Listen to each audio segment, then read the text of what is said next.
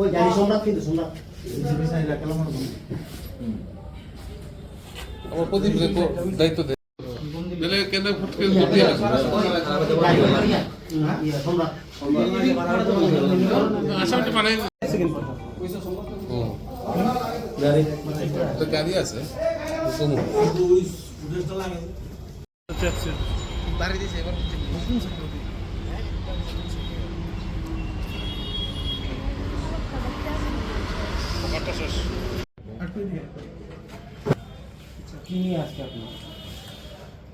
আমাদের এখানে এখানে আপনার কামারপুকুর পাড়ে একটা জুয়েলারি শপ আছে, এসকেবি জুয়েলারি। ওর মালিক হচ্ছে মিস্টার স্বপন কুমার বণিক। মিস্টার স্বপন কুমার বণিক, ওর জুয়েলারি থেকে আমাদের কাছে একটা অভিযোগ এসেছিল। এই জুয়েলারি শপ থেকে গত এই মাসের ফেব্রুয়ারি 1 তারিখ কিছু স্বর্ণ অলংকার চুরি হয়েছিল।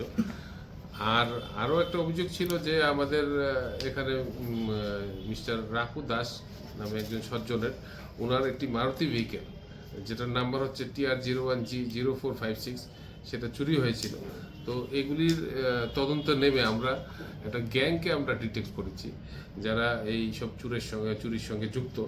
তার এই 4 জন গ্যাং সদস্য হচ্ছে বাবুল দত্ত, উত্তম সরকার, জয়নাল হোসেন আর মিঠু মাদ্রাজি।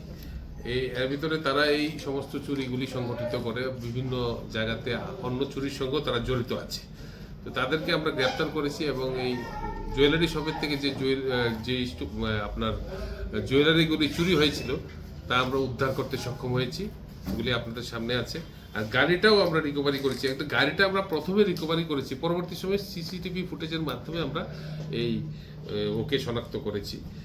আপনার যারা এটার সঙ্গে যুক্ত আছে তাদেরকে আমরা আজকে আদালতে পুলিশ রিমান্ড চেয়ে আমরা প্রডিউস করছি এবং তাদেরকে ইন্টারোগেশন করে আরও যারা যুক্ত আছে এরকম গ্যাংয়ের সঙ্গে, যারা বিভিন্ন গাড়ি, তারা প্রসিডিউরটা হচ্ছে আমরা যেরকম মডাস অপারেন্ডে হচ্ছে যে গাড়ি একটা ধরে চুরি করে এই গাড়ি দিয়ে ঘুরবে এবং অন্য চুরিগুলি করবে।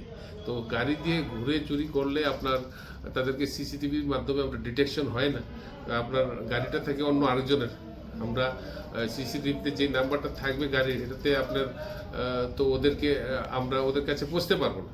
তার জন্য এই ধরনের একটা ইউজ করছে।